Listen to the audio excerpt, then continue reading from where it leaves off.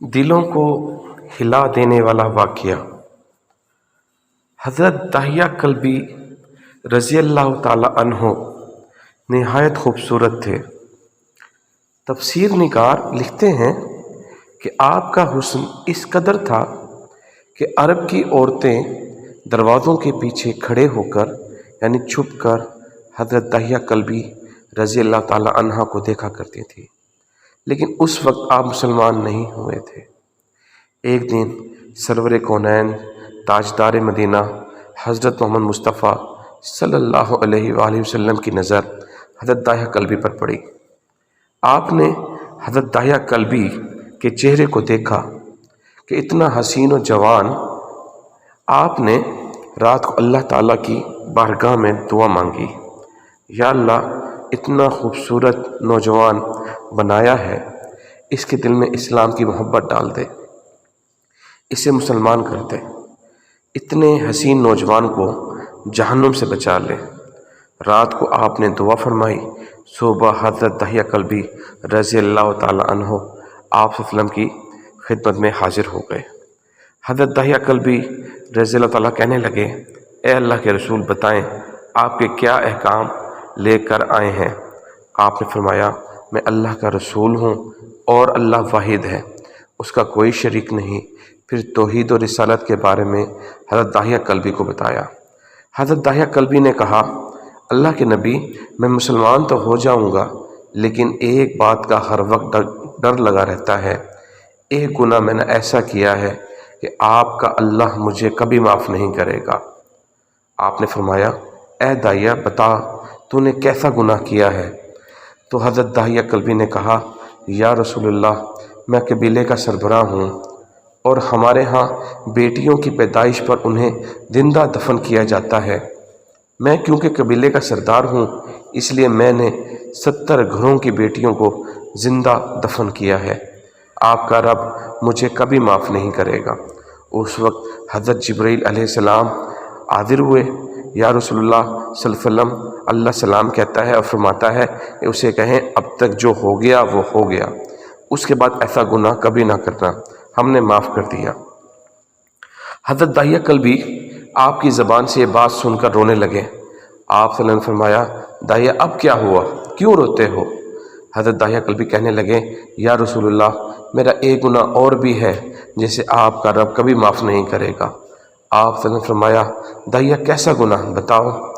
حضرت داہیہ کلبی فرماتے ہیں، یا رسول اللہ میری بیوی حاملہ تھی اور مجھے کسی کام کے غرض سے دوسرے ملک جانا تھا۔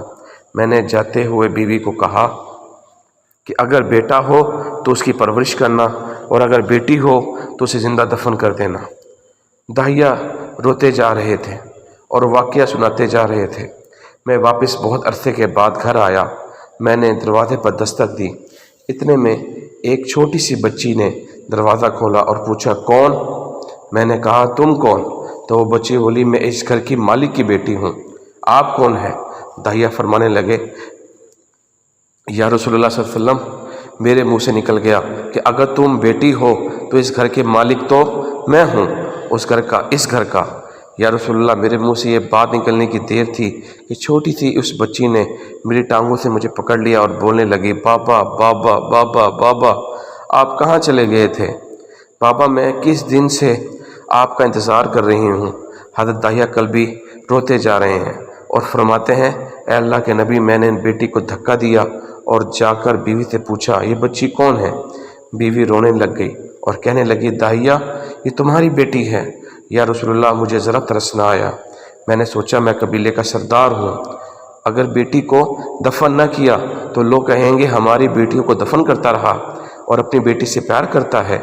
حضرت داہیہ کی آنکھوں سے اشک زار و قطار نکلنے لگے۔ یا رسول اللہ وہ بچی بہت خوبصورت، بہت حسین تھی، میرا دل کر رہا تھا اسے سینے سے لگا لوں، پھر سوچتا تھا کہیں لوگ بعد میں یہ باتیں نہ کہیں کہ اپنی بیٹی کی باری آئی تو اسے زندہ دفن کیوں نہیں کیا۔ میں گھر سے بیٹی کو تیار کروا کے نکلا تو بیوی نے میرے پاؤں پکڑ لیے، داہیہ نہ مارنا اسے، داہیہ یہ تمہاری بیٹی ہے، ماں تو آخر ماں ہوتی ہے۔ میں نے بیوی کو پیچھے دھکا دیا اور بچی کو لے کے چل پڑا۔ رستے میں میری بیٹی نے کہا، بابا مجھے نانی کے گھر لے کر جا رہے ہو؟ بابا کیا مجھے کھلونے لے کر دینے جا رہے ہو؟ بابا ہم کہاں جا رہے ہیں؟ دھویا کلبی روتے جاتے اور واقعہ سناتے جا رہے ہیں۔ یا رسول اللہ، میں بچی کے سوالوں کا جواب ہی نہیں دیتا تھا۔ وہ پوچھتی جا رہی ہے، بابا کدھر چلے گئے تھے؟ کبھی میرا منہ چومتی، کبھی بازو گردن کے گرد دے لیتی، لیکن میں کچھ نہیں بولتا۔ ایک مقام پر جا کر میں نے اسے بٹھا دیا اور خود اس کی قبر کھودنے لگا۔ آقا کریم صلی اللہ علیہ وسلم دہیا کی زبان سے واقعہ سنتے جا رہے ہیں اور روتے جا رہے ہیں۔ میری بیٹی نے جب دیکھا کہ میرا باپ دھوپ میں سخت کام کر رہا ہے تو اٹھ کر میرے پاس آئی۔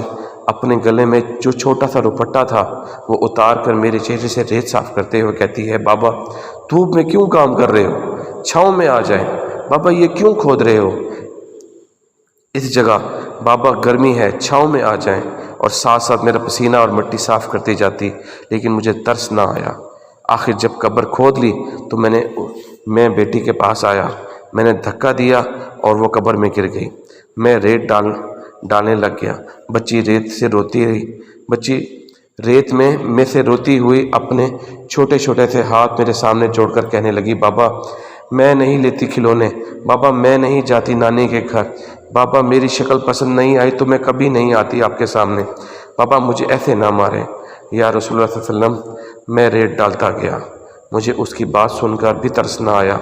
میری بیٹی پر جب مٹی مکمل ہو گئی تو اس کا سر رہ گیا، تو میری بیٹی نے میری طرف سے توجہ ختم کی اور بولی، اے میرے مالک، میں نے سنا ہے تیرا ایک نبی آئے گا جو بیٹیوں کو عزت دے گا، جو بیٹیوں کی عزت بچائے گا۔ اے اللہ وہ نبی بھیج دے، بیٹیاں مر رہی ہیں۔ پھر میں نے اسے ریت میں دفنا دیا۔ حضرت داہیہ کلبی رضی اللہ تعالیٰ عنہ واقعہ سناتے ہوئے انتہا درجہ روئے۔ یہ واقعہ جب بتا دیا تو دیکھا آپ صلی اللہ علیہ وسلم اتنا رو رہے ہیں کہ آپ کی داڑھی مبارک آنسوؤں سے گیلی ہو گئی۔ آپ نے فرمایا، داہیہ ذرا پھر سے اپنی بیٹی کا واقعہ سناؤ۔ اس بیٹی کا واقعہ جو مجھ محمد کے انتظار میں دنیا سے چلی گئی۔ آپ صلی اللہ علیہ وسلم نے 3 دفعہ یہ واقعہ سنا اور اتنا روئے کہ آپ کو دیکھ کر صحابہ کرام رونے لگے اور کہنے لگے، اے داہیہ کیوں رلاتا ہے ہمارے آقا کو، ہم سے برداشت نہیں ہو رہا۔ آپ صلی اللہ علیہ وسلم نے حضرت داہیہ سے 3 بار یہ واقعہ سنا تو حضرت داہیہ کی رو کر کوئی حالت نہ رہی۔ اتنے میں حضرت جبرائیل علیہ السلام حاضر ہوئے اور فرمایا، یا رسول اللہ صلی اللہ علیہ وسلم، اللہ سلام کہتا ہے اور فرماتا ہے کہ اے محبوب صلی اللہ علیہ وسلم داہیہ کو کہہ دیں وہ اس وقت تھا جب اس نے اللہ اور آپ کو نہیں مانا تھا، اب مجھ کو اور آپ کو اس نے مان لیا ہے تو داہیہ کا یہ گناہ بھی ہم معاف کر دیں گے۔ اس کے بعد آپ صلی اللہ علیہ وسلم نے فرمایا، جس نے 2 بیٹیوں کی کفالت کی اس نے بڑا کیا اور ان کے فرائض ادا کیے، وہ قیامت کے دن میرے ساتھ اس طرح ہوگا جس طرح شہادت کی 7 والی انگلی آپس ہیں۔ جس نے 2 بیٹیوں کی پرورش کی اس کی یہ اہمیت ہے، تو جس نے 3 یا 4 یا 5 بیٹیوں کی پرورش کی تو اس کی کیا اہمیت ہوگی۔ بیٹیوں کی پیدائش پر گھبرایا نہ کریں، انہیں والدین پر بڑا مان ہوتا ہے اور یہ بیٹیاں اللہ کی خاص رحمت ہوتی ہیں۔ اللہ ہمیں اس واقعے سے سبق لینا چاہیے اور بیٹیوں کی پرورش میں خاص طور پر ان کی پرورش پر ہمیں بہت زیادہ توجہ دینی چاہیے۔ السلام علیکم۔